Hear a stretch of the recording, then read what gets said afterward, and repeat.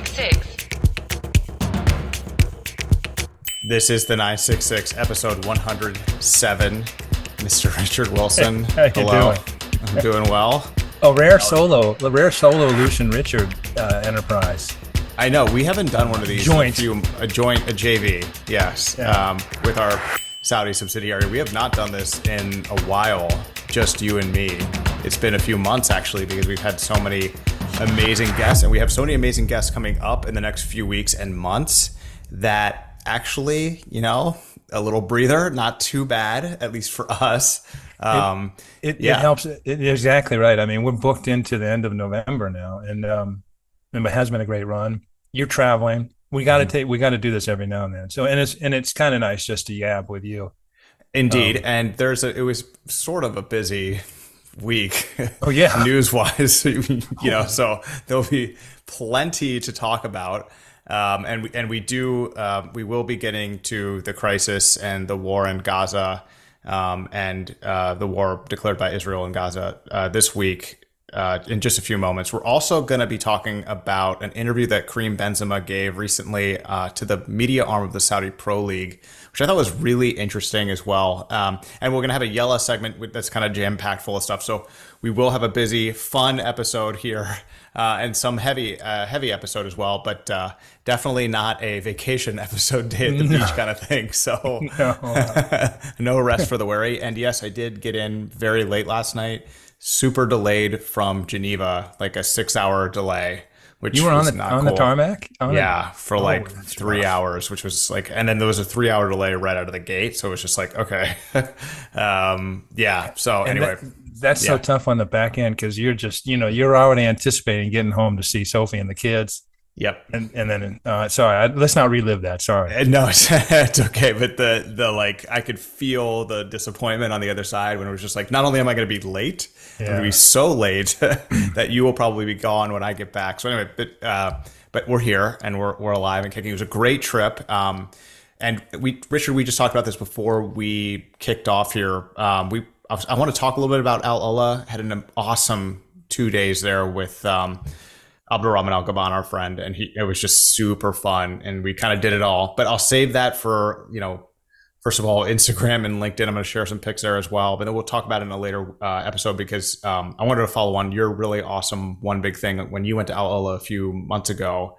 It was incredible. But we'll focus on the news this week, and we'll talk about it in a couple that's weeks. A good idea. I think that's segment worthy because I'm sure it was amazing. It must have been so much fun to be there with Abdurrahman, but just to be there is amazing. But yeah, definitely that's segment worthy. I think that's smart. And also it's a good management of your content output. You got to manage all your feeds, make sure everything's hitting highs, Indeed. You got to post at the right time, tag the right people. You got to hit the right keywords on LinkedIn to really get it to, I don't know.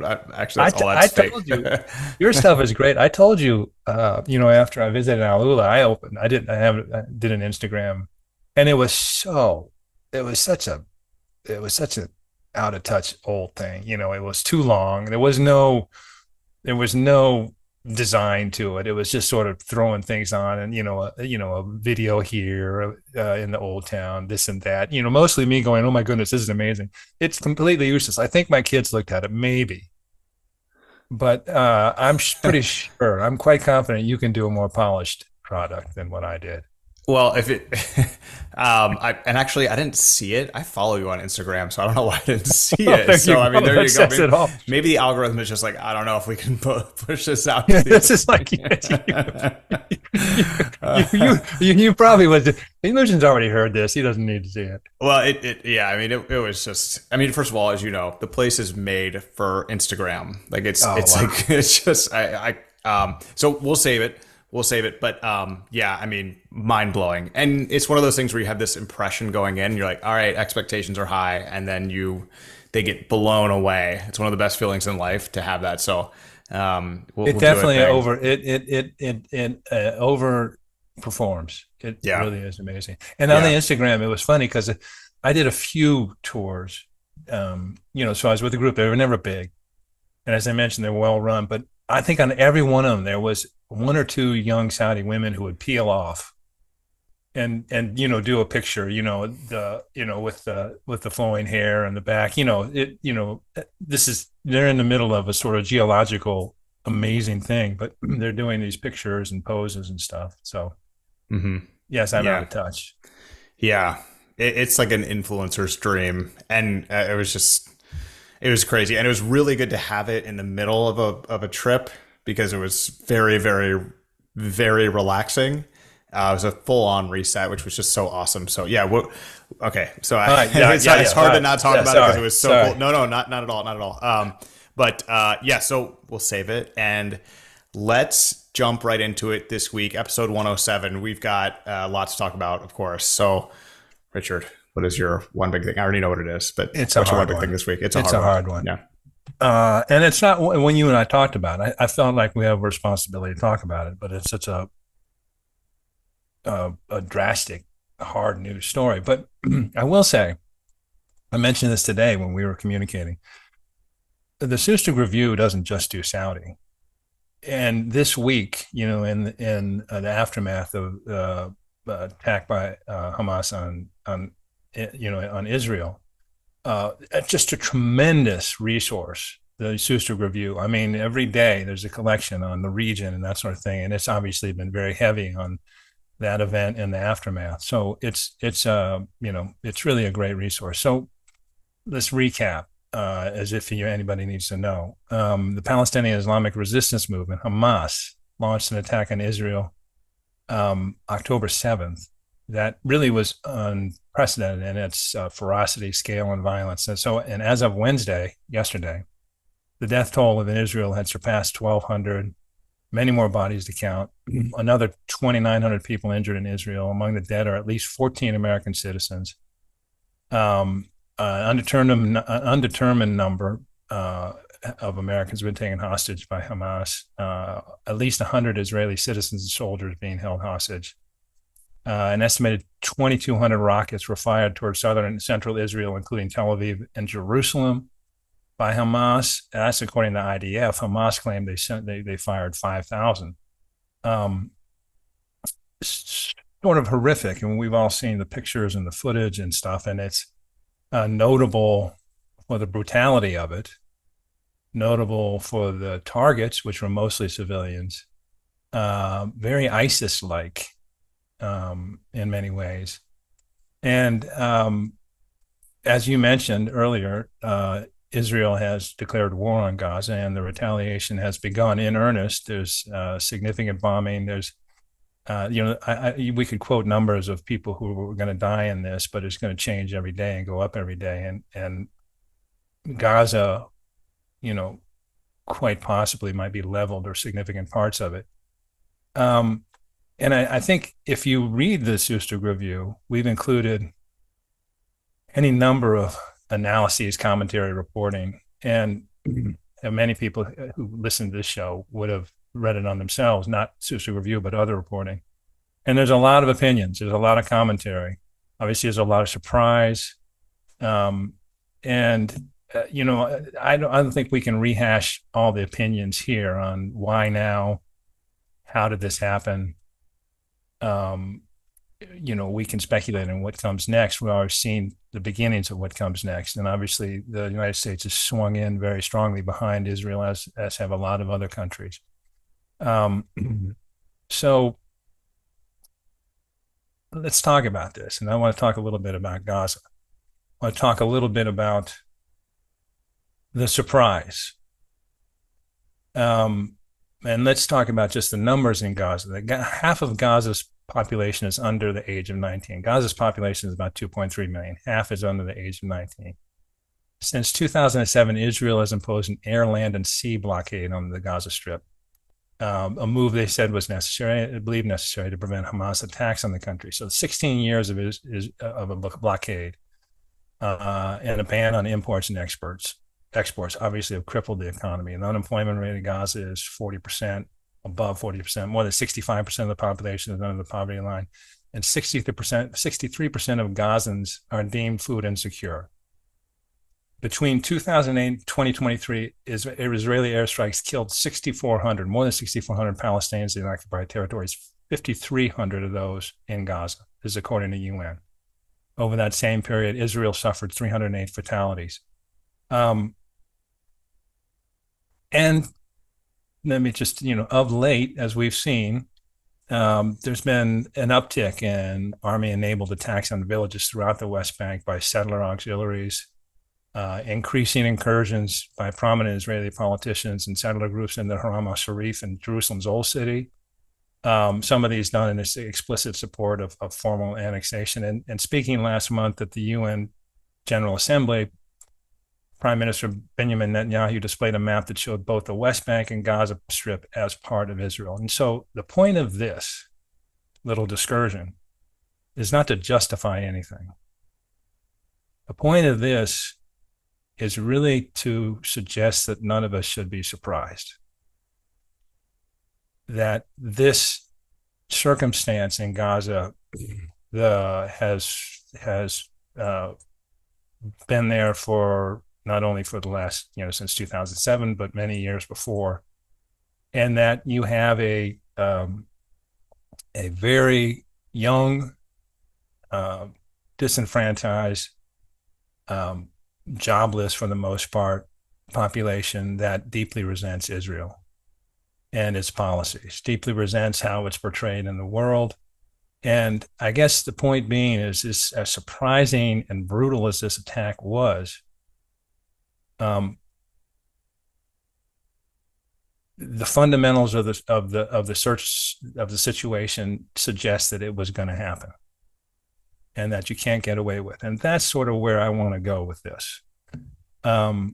Because so much depends now, so much of the future depends now on what happens. I'm sorry, so much of the future depends on what happens now. And we've already seen sort of the start of the regular playbook. And I want to take a few quotes. One from Faisal Abbas, who's a journalist for Arab News. And he wrote on October 7th in an article called Hamas Has Crossed the Rubicon, What Next? This is what Faisal says. We've invited Faisal on the show, by the way. Come on the show. Given recent history, quote, given recent history, the outcome is pretty predictable.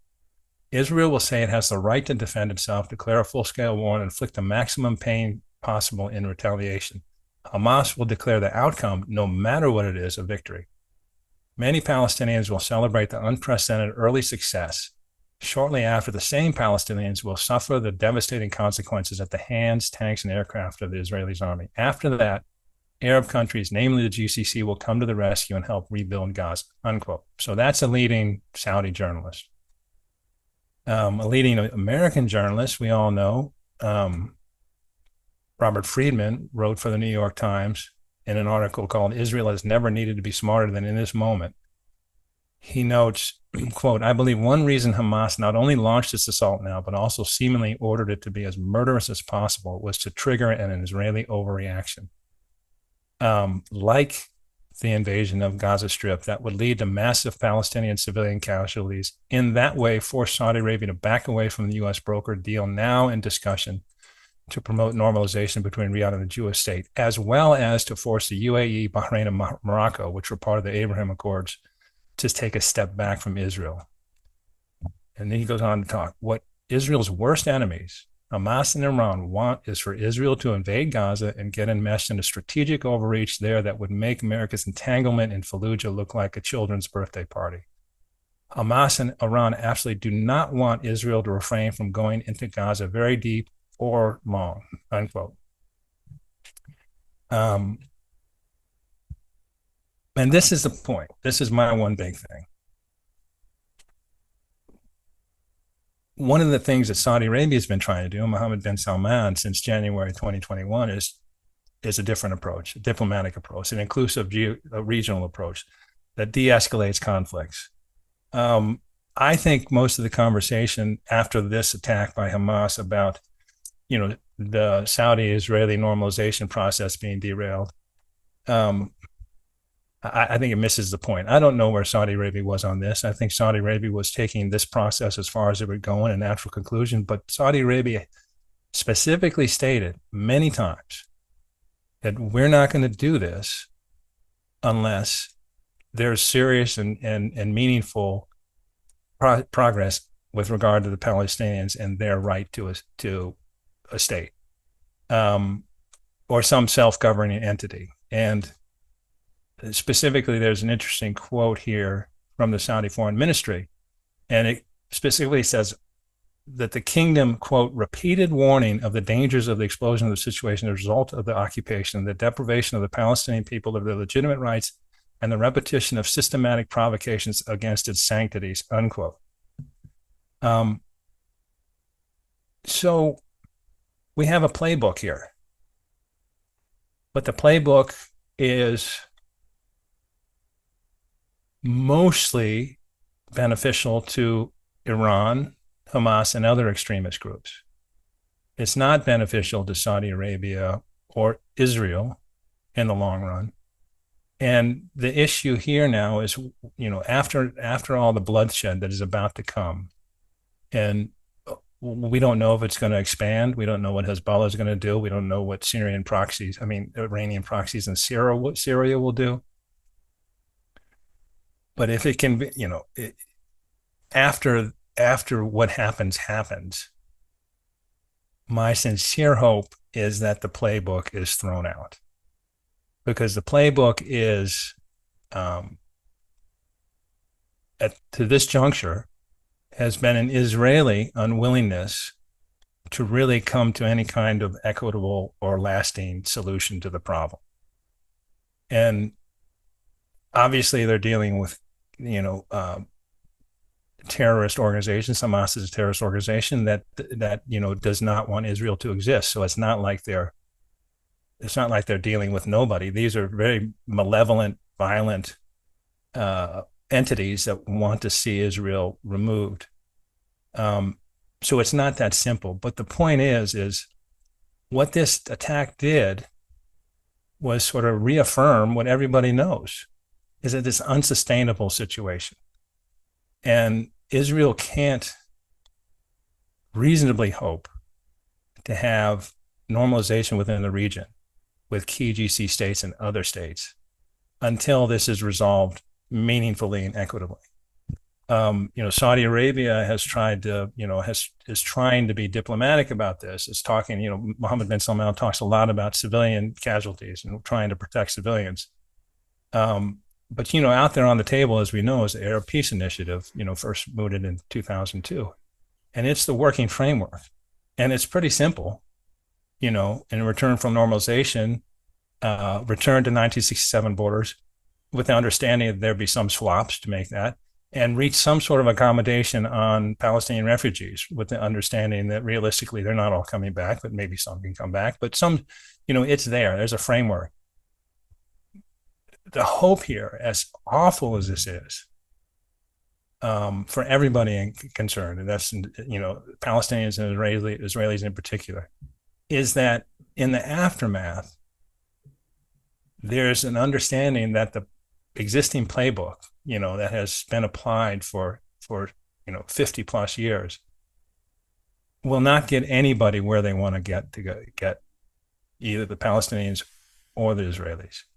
So that's sort of that's a basic, we needed to talk about this topic.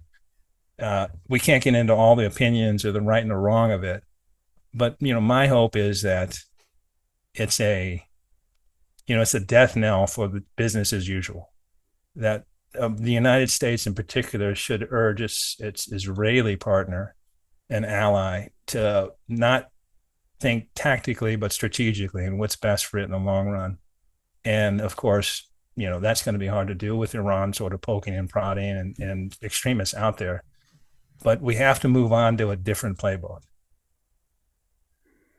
I think you can take that to the bank. I mean, I think this deal is now completely destroyed.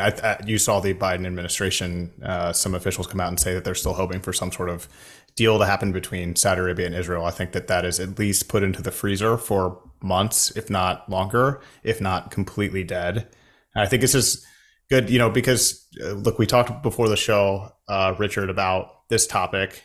We could talk for another 8 hours on this topic and not really get all of the, angles to it. of course, what you're seeing Correct. online is a true lack of nuance and a very disappointing sort of this side versus that side. And there's one right side and there's one wrong side, depending on who you are and where you are.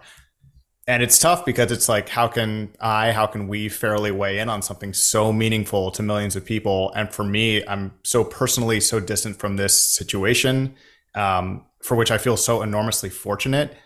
I feel like we can't discuss this issue without me at least unequivocally saying, and you have said as well, that I absolutely denounce and am disgusted by what Hamas did. It's Mm-hmm. murder and it's senseless violence against women and children. It doesn't matter if, the other side, the Israelis have been doing it for millennia. It doesn't matter to me because two wrongs never make a right. And what I saw was horrible. And I think I don't really want to engage with anybody who is not going to agree with me on that because it's never okay to do that. And, so I mean, that was horrible. I'm sad to see it. At the same time, you also have to say, like, half of Gaza's 2 million people are under the age of 19. This is all they've known their whole life is Israeli occupation, blockades, rockets falling from the sky, Hamas rule. I mean, you just can't speak about this issue in a vacuum. That's why it's very tough. Mm-hmm. I say unequivocally that I'm absolutely against this attack. It was horrible. I'm absolutely against an overreaction from Israel that involves the killing of innocent women and children. If you want to be on the right side of this issue, you can't do the exact same thing as your enemy is doing. And I think that is very wrong. Um, I mean, this is a conflict, though, that we do need to discuss because it ropes in every single country in the region and is on the front page of the New York Times and the Washington Post and the Wall Street Journal, a full page wide story with many other stories. It is a huge deal. Israel is calling it it's 9/11. I mean, that's a big deal. And now, like, we engage in discussions about things in Saudi Arabia, and mostly they are, business and trade and some diplomatic. And we discuss it because we are studying this topic and subject, and we're pretty far into it. We do this podcast every week. This issue will touch almost every issue in the Middle East that we discuss on this podcast going forward. So how can we ignore it? So, Richard, I think that was a really, really good one big thing. And, I don't want to go too much into how I feel about it because I don't have anything good to say. I don't think anybody really cares what I have to say. But, the senseless violence against women and children on both sides, I think must be denounced. That's a very low bar to clear. I expect people to clear that bar if they want to discuss things with me or if we want to engage on social media about this issue. Like, if you can't say that what Hamas did was wrong, then, like, I don't want to discuss it with you. At the same time, I also don't think it's okay for Israel to just completely level Gaza. And I think we're seeing that. And after 9/11, America made a lot of mistakes. And for the sake of peace in the region, I would like it if they did not do that. And, I think the deal between the Saudi Arabia and Israel and the US is completely dead. And now I don't know what's going to happen next. So that's all I have to say about this issue. It's not my forte. Well, And no, we've I had, think yeah, yeah. So I think that's a very good point, and it makes clear what I think we both believe is that we're removed from it. There's enmity and hatred and distrust on all sides, and behavior, really uh, despicable behavior on all sides, and that is the fact, and that's why I didn't really the discussion of what Hamas did and what Israel has done, and is really just context for a hope that there's a different approach. And there is, for Israel, there is, in the broader Middle East, it seems to be changing, and Saudi Arabia has had a hand in that. We don't know. Iran is always there, but there seems to be a different take on how they want to conduct their business diplomatically. And the alliances and the thing and the conflicts they want to avoid and the engagements they want to pursue. And you can see an Israel in this new world. as part of it, integrated. But you can't see as Israel as part of this new world and integrated if they can't reach an accommodation, a fair and equitable solution to the Palestinian issue. And I guess that's the whole point of this: is that this terrible, brutal, awful thing happened and is unfolding, and it's going to get worse in many ways. Can we get a new playbook? Can the U.S. be part of this? Can Saudi Arabia be part of this? Can Israel philosophically and practically adopt a new playbook that may enable them to get to this new future? Because as it is, this isn't going away. Leveling Gaza won't do anything. It certainly won't resolve the problem, and certainly won't make clear the decks for them to become a key part of the region.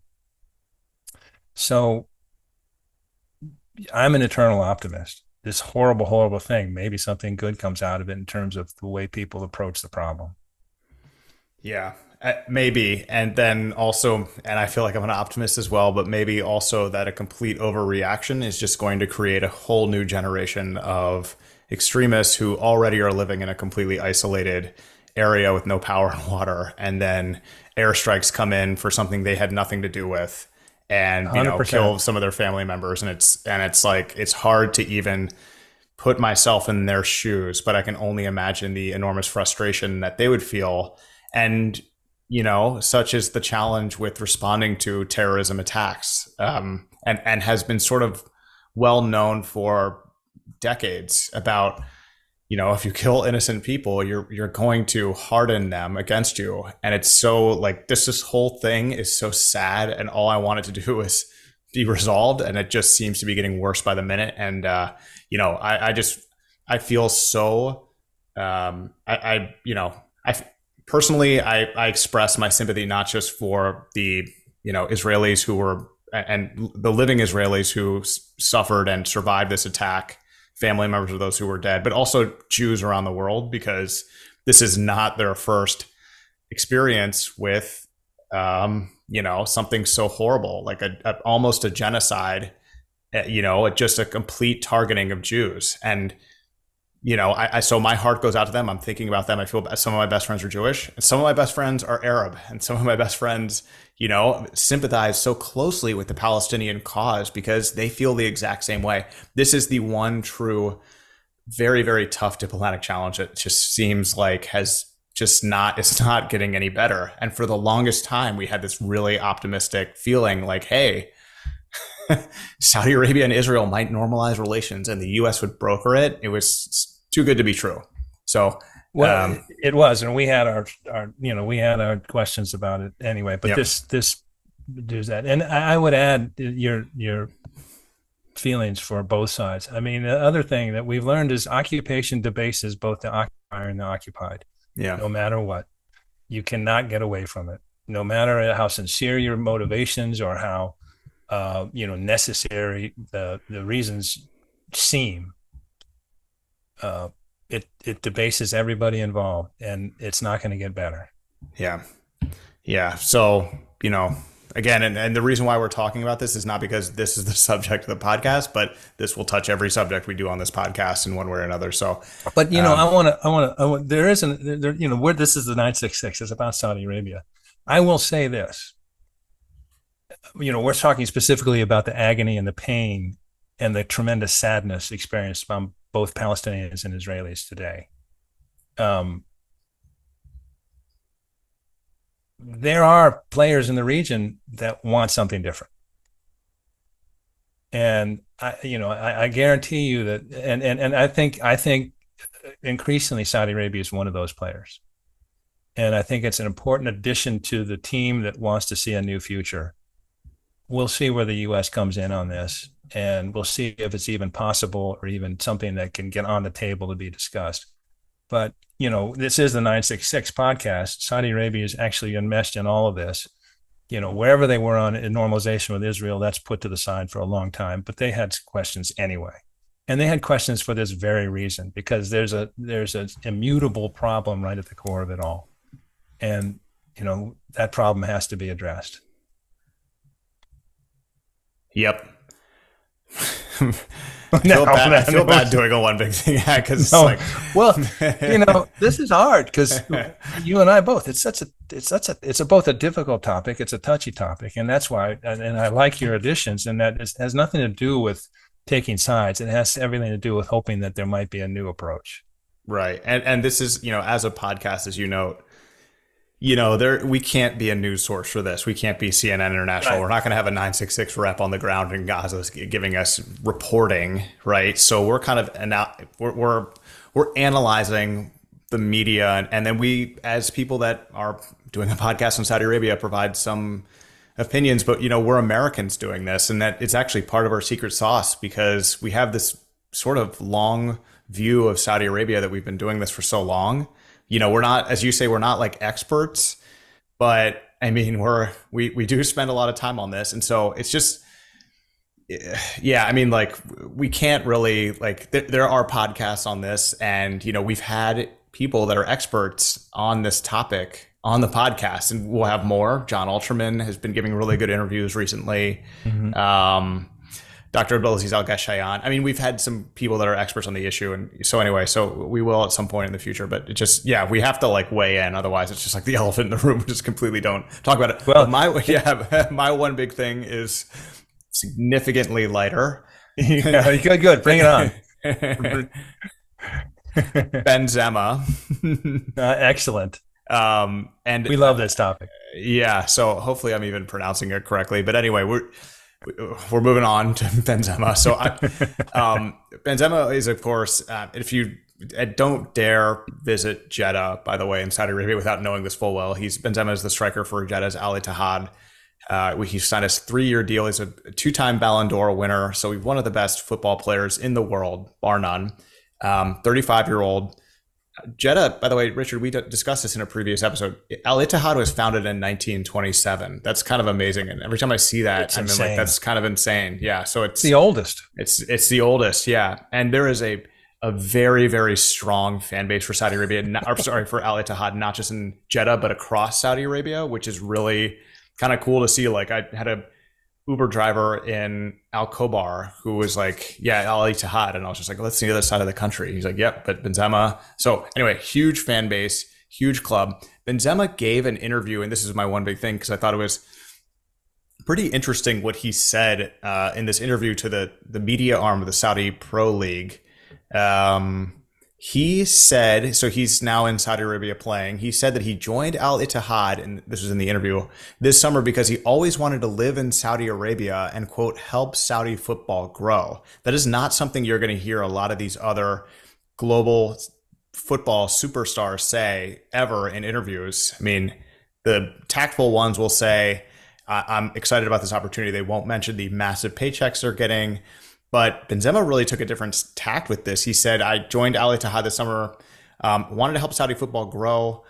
He said after Real Madrid, he was there for 14 years. He wanted to try a new challenge. And then he said, quote, well, with everything I've made and gained with Real Madrid, I think it was for me the good moment to try a new challenge. For a really long time, even before football, I always wanted to come here meaning Saudi Arabia. And this is the quote that I thought was interesting. Also, it's a Muslim country. Straight away, I felt this love for me. On and off the pitch, I feel good. This country welcomed me with open arms. I feel the love of the people here, so obviously that makes me very happy. I really want to help Saudi football grow. Al Ittihad was a project that was just starting to burst from everywhere. So from my side, I wanted to be part of the story. That's the reason I came here. He added, I'm really surprised and pleased about the level of games here. Really surprised because in Europe, we don't watch much football from here. Nowadays, we are watching more and more because of the big names they signed. And then the article discusses all the names that have been signed: N'Golo Kante, Jota. I mean, you have Ronaldo. I mean, there's Neymar. I mean, a ton of big names are now playing in the Saudi Pro League. I just thought this was really interesting because a lot of these players that played for international teams, played in the EPL or across Europe or wherever they came from, and are now playing in Saudi Arabia with, large paychecks. Very few of them are Muslim, are followers of Islam. And I thought that's actually a really interesting angle. He is a very, he's a practicing Muslim. And his girlfriend, with which he has his fourth child, I don't have her name in front of me, actually, a supermodel, of course, has also converted to Islam. And, I just thought this was an interesting angle. He said, look, this country has a very significant place in my life because Saudi Arabia is home to the two most holy sites in Islam. And as a Muslim, there's this like extra incentive for him to come and play in Saudi Arabia. And this is really short because this is all it is, but I just thought, well, that's, really interesting. That explains why he has so many fans in, especially Jeddah, but, across Saudi Arabia. And I think that, that's just an interesting angle. Like Ronaldo is not a Muslim. Neymar is not a Muslim. A lot of these players are not Muslim, but he is. And so for him, there's just extra juice playing in Saudi Arabia. And this interview was easily the most positive that any player has given about the Saudi Pro League, about what he's doing at Al Ittihad, and how much he likes living in Saudi Arabia, which I think is really cool. So he said the team hasn't changed from last year, which is good. There have only been a few reinforcements. The Ballon d'Or winner would count as a reinforcement, definitely. He says we have a good squad. We're working well together. They're in fourth place now in the league. Al Hilal is still ahead, and I know that because we talk about it on the show, Richard, but also before I got off my flight, some guy was refreshing my last flight here, which was actually from Switzerland, which is super weird. But the guy was refreshing the Saudi Pro League standings.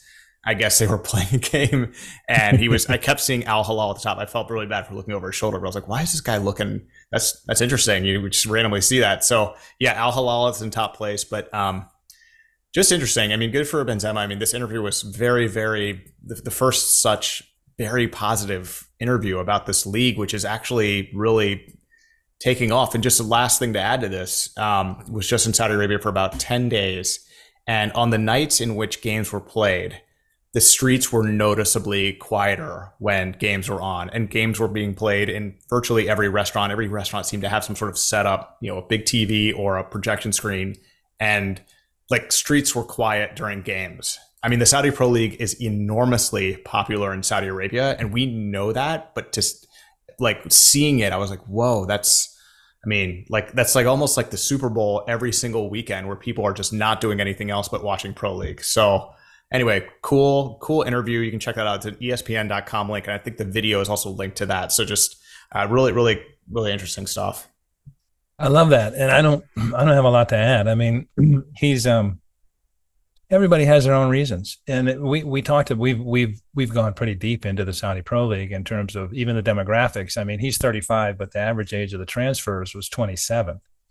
So you've got some youngsters too. Obviously a guy like Benzema is, a premier, marquee get because he's a Ballon d'Or winner and because he's a real talent. But it's gotta be a really, remember we did the topic on, on the Islamic Hijrah and the Islamic year, and how if you're a Muslim, you have to sort of in your head keep two calendars, a Gregorian calendar and the Islamic calendar, Hijri calendar. And it's those, if you're abroad or whatever, as a Muslim, it's those sort of constant reminders that you're not someplace that's home. You know what I mean? And it's got to be fascinating for a guy like Benzema to hear the muezzin call 5 times a day. He's Algerian, but he grew up in France. So, this is as a Muslim, that's got to be a wonderful thing where everybody's doing this at the same time.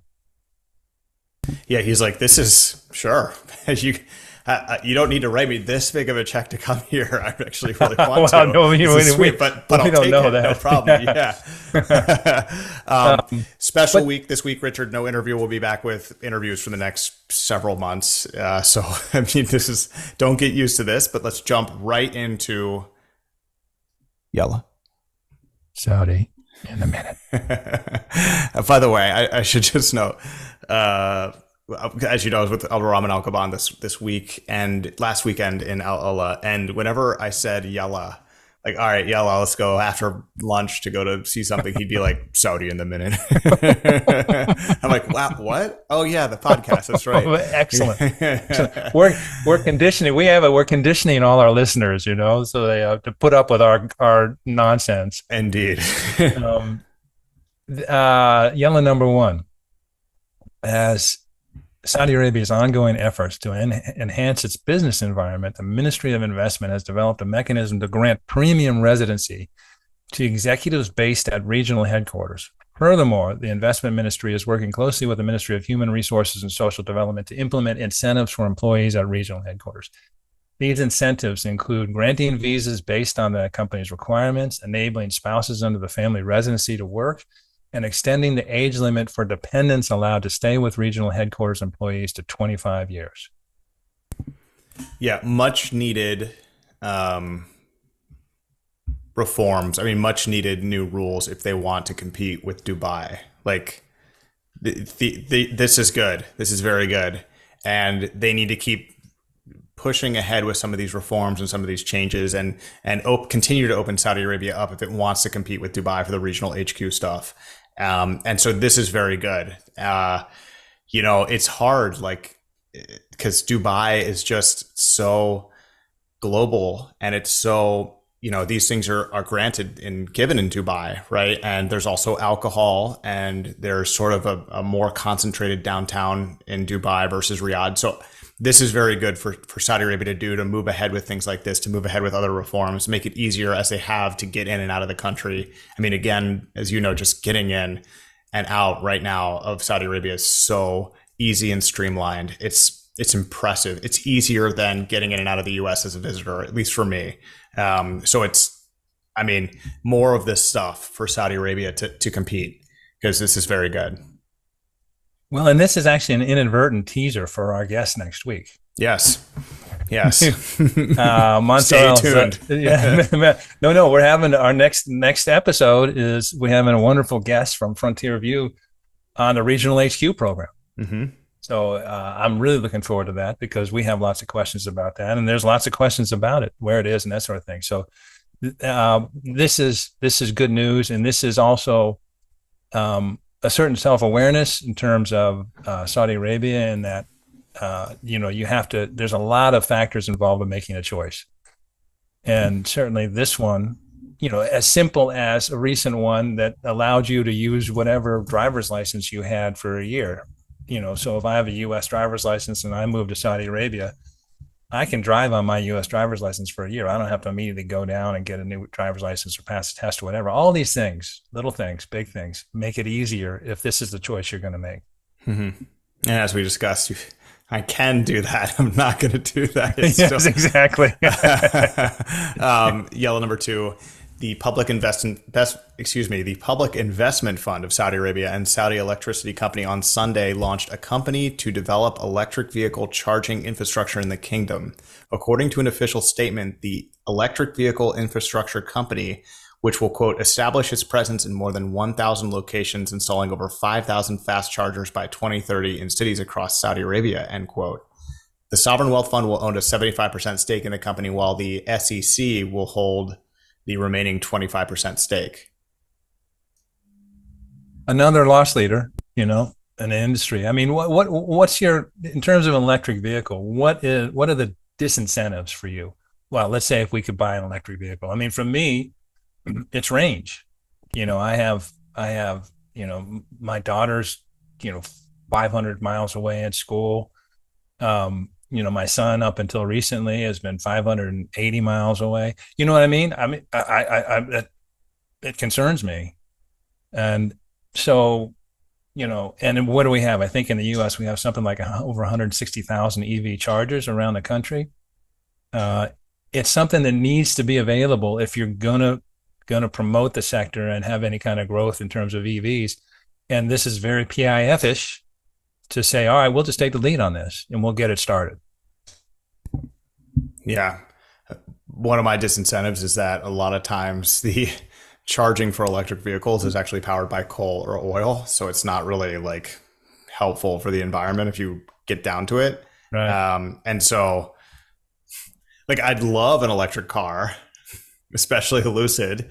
But Yeah, yeah. if it's a coal-fired power plant that's charging up the car, it's like, okay. But yeah, I mean, but but see, yeah, to your point and to our point, the reason we love elucid is because their top of the line is a 500-mile range. yes, range is So key. I mean, you got to range have is the key, and range. lucid Yeah. has a terrific range. So yes, you know, you know, range is a disincentive on some vehicles, but I just want everyone to know, not a lucid. Yes, 500 miles is pretty good. I mean, 500 miles is The a best. long drive, so it's Yeah. that you're fine with 500 miles definitely. Um, yeah, but Yeah. this is really cool. I mean, because this is great for Saudi Arabia, and again, lost leader. But when it's in place, your incentives to get an EV as a Saudi, like you were just saying, what would really hold me back? Well, if there was no charger anywhere near me either, that would definitely be a problem. There is, so whatever. But yeah. You every trip when you'd have to basically whatever the range capacity of your vehicle is, you have to cut it in half because you can only go out and come back because you got to charge back at home. Yeah, yeah, yeah. Yep. Yella number three, Saudi Arabia's latest projection of modest budget deficits over the medium term of around 2% of GDP in its 2024 pre-budget statement, PBS, will marks a shift away from the previous set of medium-term figures that projected annual surpluses and a decline in government debt GDP, says Fitch Ratings. The government estimates that 2023 spending will be up by 32% year on year, 13% above budgeted levels. Spending will be broadly flat in 2024 before trending higher again in 2025 and 2026.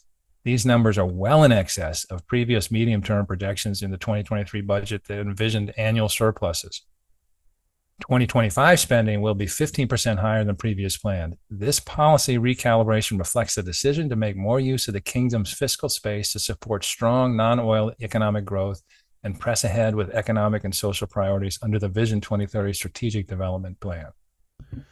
That last sentence really is the key to this, because I mean, if they weren't diversifying the economy, they could throttle back spending big time. I mean, big time. But and we just used loss leader in the last segment. We're going to talk a little bit about the regional HQ program next week with our guests. And that actually fits into this. This is all part of just getting the economy to be diversified. And that is expensive. So this data is not too shocking. At least I don't know how you react to it, Richard. But I mean, yeah, they've got extra money and they're spending to get the economy to be self-sufficient versus how it is now. Well, this speaks to a conversation we've had on the show. I mean, you've heard me refer to Saudi Arabia in a moment, and also we've asked the question, what happens when that moment's passed? By that, I mean the enormous, oil revenues that they had in 2022. Well, this is what their moment is. I mean, they're basically going to say, okay, we've got room to borrow. We're going to deficit spend because we are all in on this economic diversification. We're all in on Vision 2030. And, the time is now. Now is not the time. And that's almost Keynesian. You know what I mean? If you're trying to grow an economy, you don't cut back, you spend more. And, this pre-budget statement, it doesn't have all details, but I guess the document emphasizes, and this is another interesting aspect of Saudi Arabia's priorities.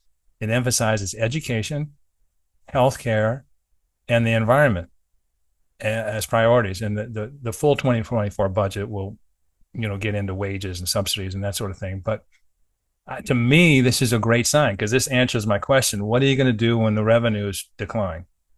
Are you going to pull back, which has been typical in terms of cycles, or are you going to sort of counter-cyclical and really keep it going and invest? And this is what they're going to do. And I think that's exactly the right thing to do.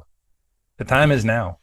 Yeah, time is now. Can't take your foot off the pedal. And like you just said, you got to stick with it. Stick with the plan, the vision, as it is called, but stick with it. I mean, it's working. Yellow number 4, Saudi Arabia and India have come together in an agreement that outlines cooperation between the two nations in crucial areas such as electrical interconnection, green and clean hydrogen, and supply chains, facilitated in collaboration with the Secretariat of the UN Framework on Convention On climate change, the MOU underscores cooperation in conducting essential studies related to electrical interconnection, collaborative development of green, clean hydrogen, and renewable energy projects, engagement with specialized entities and companies in the fields of electrical interconnection and green, clean hydrogen. So I think there's a little bit of a double paste on that. So I'm very sorry for everybody. But yeah, very interesting. Saudi India is on the definite upswing. Absolutely. And, everyone worries about China, but Saudi Arabia is very actively, obviously the largest country by population is now India. I mean, was second just to Saudi last year in terms of, well, it was, annualized growth of 7.2% last year, expected to grow 6.3%, more than China. India's stock market's outperformed China's for the past 3 years. Some of that's because of Chinese policy on the pandemic.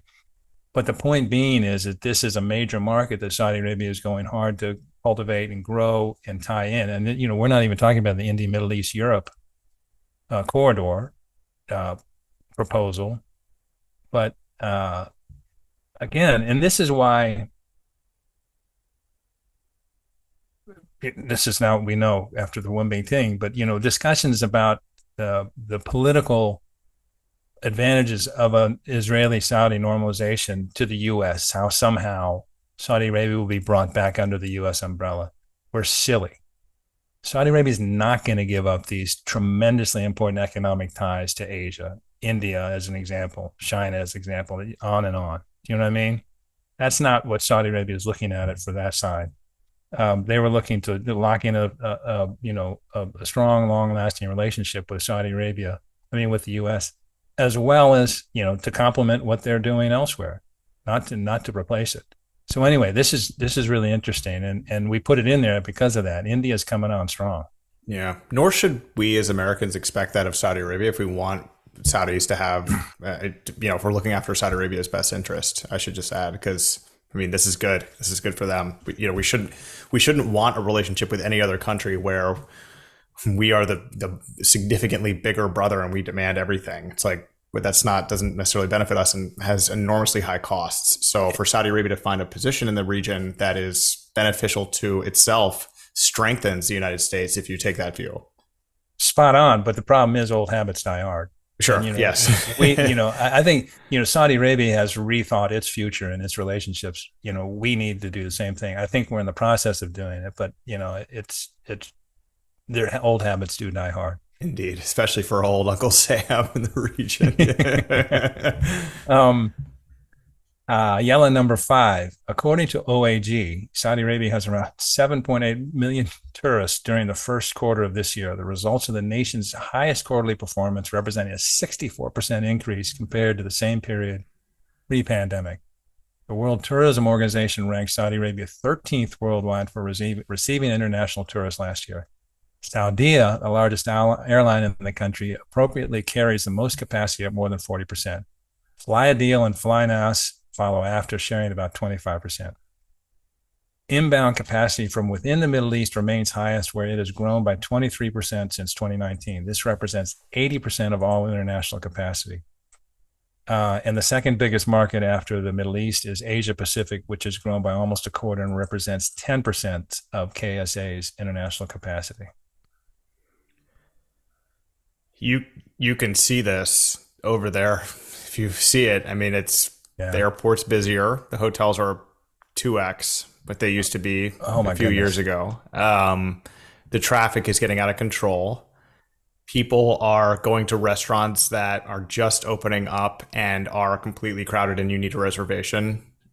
People are visiting Saudi Arabia, full stop. And you're seeing not just that people are going and people are experiencing it and traveling there, but that every time you go, more and more people are doing it, and the numbers are starting to bear that out. And this is, we've discussed tourism before, Richard, on as sort of the thing that touches almost every other sector. And so, and especially is very key for Vision 2030. We're about to run into Riyadh season.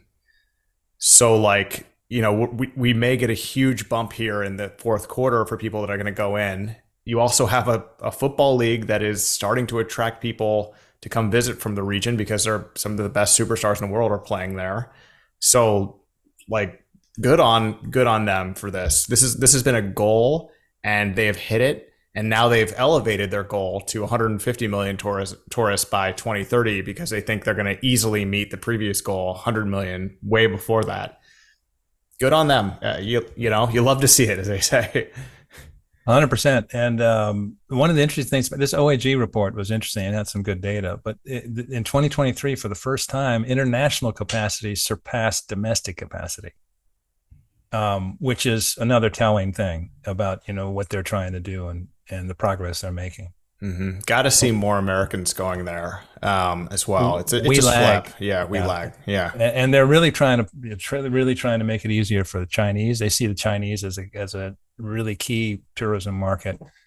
Yes, more Americans, and that was something you probably remember. I might have mentioned that. I didn't see when I was in Alula. I didn't see a lot of Americans. You may have seen some more, but I didn't see a lot. It's amazing too because we really stick out, Well, I'm 6'6" white guy. Yeah, exactly. He's American. Yeah, this guy's American. Yella number 6 trial runs will begin for the first ever hydrogen-powered passenger train in Riyadh next week. Saudi Arabia's energy minister, Prince Abdulaziz bin Salman Al Saud, said on Sunday. Saudi Arabian Railways, in partnership with Alstom, will operate and demonstrate the world's first hydrogen-powered passenger train. SAR and Alstom signed a memorandum of understanding in September 2022 to develop hydrogen infrastructure for the Desert Kingdom. Although hydrogen trains have been operating in parts of Europe since 2022, they are not passenger trains. Alstom's Coradia Island, I, like the letter I, Lint, interesting branding, will travel 10 to 20 kilometers on SAR's East Network Line 1 or Line 2 in Riyadh. That's cool. Very cool. And, emphasis on trial. And that's one of the things about so much Saudi is doing. I mean, we don't know how all this is economically feasible, but they're giving it a go. And, obviously they're going to have distribution and production capabilities to make this, in scale. But this is very cool to see a test. And I guess it's going to be running for a couple months. So, I guess when we're over there next, we can maybe catch a ride on a hydrogen train. That'd be sweet. That would be that'd be something new for sure. Very cool. This is interesting. They still haven't rolled out the Riyadh Metro just yet. It's now October. You see the trains running tests all over the place. Yeah. We're waiting for that, but this is very cool. And Coradia Island. Doesn't quite roll off. Yeah. Alstom did all the trains for the Metro too. Alstom's big in Saudi. Yeah. Richard, very good one. We will be back next week, sort of on our previous clip. We'll have some really, really good guests coming up. We don't like to tease who's coming up because, and I'm speaking to you, who knows it better than anybody. There are some adjustments in scheduling. Because there's a long queue of guests. It's tough, but we have some really good ones coming up. But this was actually quite fun. Just the boys hanging out. It was. It's always a blast. Yeah. In terms of guests, I hope everyone sees this as a well-run, informative thing, but do not look behind the curtain. Yes, exactly. Because it can just get as messy. If you're in a sausage factory, you do not want to see what is underneath the thobe. Yes. So we have wonderful guests. Sometimes they come together nicely, and other times it takes a while to get them. But when they get here, we love them. I just will add, which is really interesting, and I'm always taken aback by this. Some people that I talk to have said they're like, yeah, the guest thing's interesting, but I really like Yella. Sometimes I just skip to Yella because I get the news and I'm like, oh, well, that's great because that's we're just talking and reading news clips. So well, that's very cool. I mean, I will say, and we've talked about, we have 9 segments every show. Yep, that's a boatload of content, and we like the format because it enables us to sort of prioritize. And same thing we do with the review every day. All right, these are important storylines, but these are also storylines.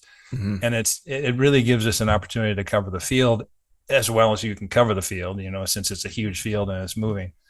But that's really nice to hear that people, gravitate to Yella and think it's worth their listen. Yep, this thing is working out. I mentioned this, but September was a record year for us by a record month for us, excuse me, by a very significant margin.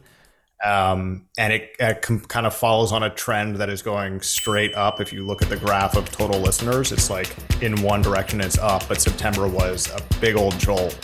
And I'm not really sure why, but I think that we're getting a lot of traction here. So thanks to everybody for listening. It's really nice that you guys are spending time with us. So we really appreciate it. Thank you. Take care.